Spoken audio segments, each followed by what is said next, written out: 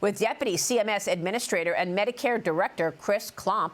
Chris, it's great to have you. Thanks very much for being here. And you were there in the Oval Office yesterday. You've worked on this announcement, a major announcement. Can you tell us more details and what's most important for us to understand here?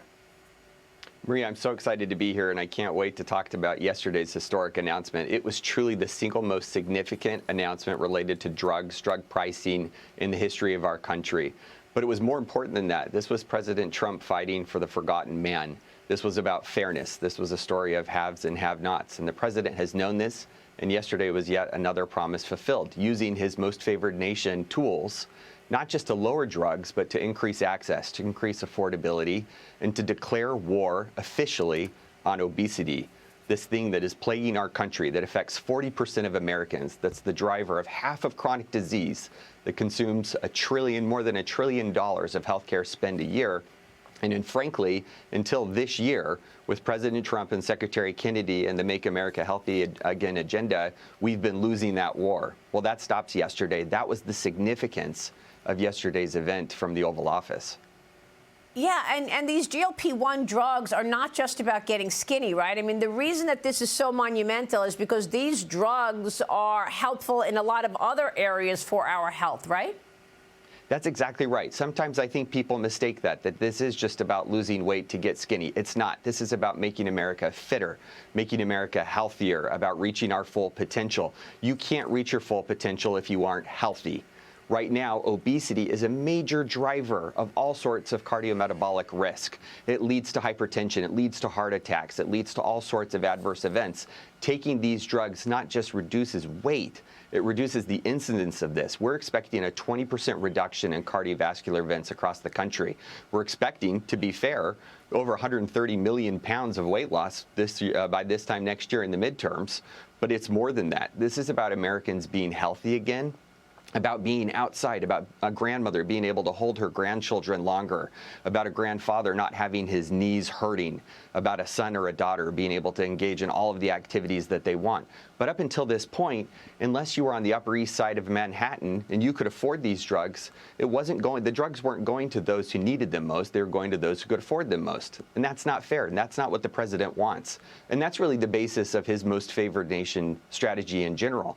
For too long, Americans have footed the bill against foreign free riders. We pay on average 3 times what other wealthy countries pay for the exact same drugs in the exact same boxes from the exact same factories.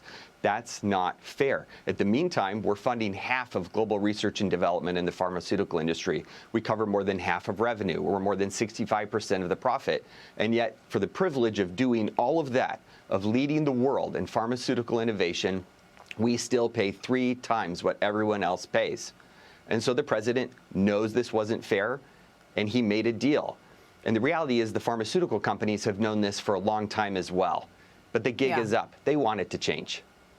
Wow, that is so fantastic. Look, you built a $1 billion business, which you gave up so that you could go serve this president and work at CMS. Congratulations to you. You are really moving the needle, Chris. Are there other drugs that you see out there that actually can have that kind of effect, that actually can move the needle on making America healthy again? I know that the president talked about IDF as well. Are there other drugs in your sights that you will be trying to negotiate prices lower? So we've put out announcements with 5 companies so far from the Oval Office: Pfizer, AstraZeneca, Serono, doing the infertility drugs, as you mentioned. We're reducing the cost of infertility cycles by almost half. Those prices will be available early next year. And then, of course, the GLP-1s. There's no question GLP-1s are the single most popular, significant, and expensive drug category in the country, and they have the opportunity to surge. We have the ability, for the first time, Maria, to reduce the rate of diabetes in this country, even eliminate it, and at the same time get healthier, get fitter. This is a wise investment in our future.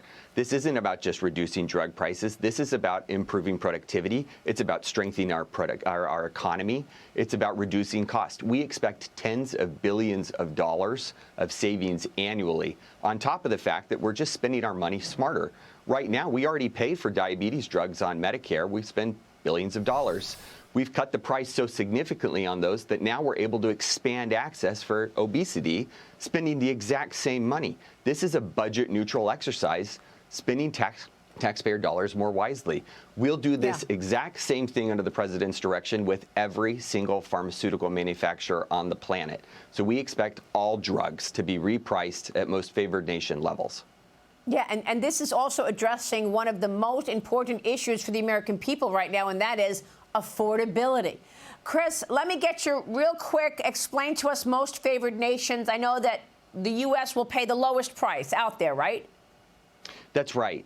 Right now, as I mentioned, we're paying nearly 3 times what other wealthy countries pay for the same drugs. The president isn't asking for us to pay less than our fair share. He's just asking for us to pay our fair share. So you talked about it on GLP-1s. Going forward, if you're on Medicaid, you'll pay 0 for your GLP-1s for anti-obesity if your state opts in. On Medicare, we're driving the price down from $500 to $50 a month. Wow. If you're not on Medicare and Medicaid and you want to buy a GLP-1 in the cash market on Trump RX, you'll be able to do that, not at $500, but $350, going down to $245. Those prices start at $149.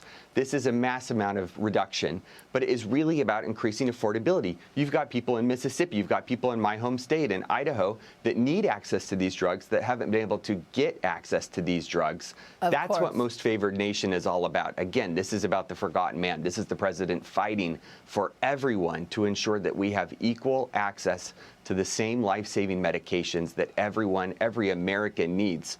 I want to make the point, though, and this is important. Obesity isn't an issue of lack of drugs that's affecting our country. 40% of Americans, I said, already struggle with obesity. We still have to focus, and the Secretary of Health and Human Services, Secretary Kennedy, is focused through his MAHA agenda on that, on understanding the root causes of obesity. What is it in our food supply that's making us sick?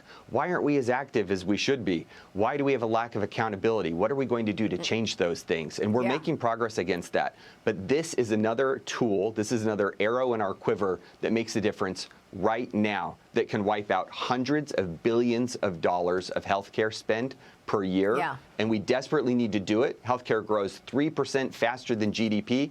It is categorically unsustainable. We have to be wise stewards. And my job running Medicare is to do just that. It's to serve the taxpayer, it's to serve our beneficiaries, and it's to make sure that we use the money that we have to spend on healthcare as wisely as possible. That's most favored nation. The president understands this. You are doing such important work, Chris. We so appreciate your work and your time this morning. Please come back soon. Chris Klomp joining us.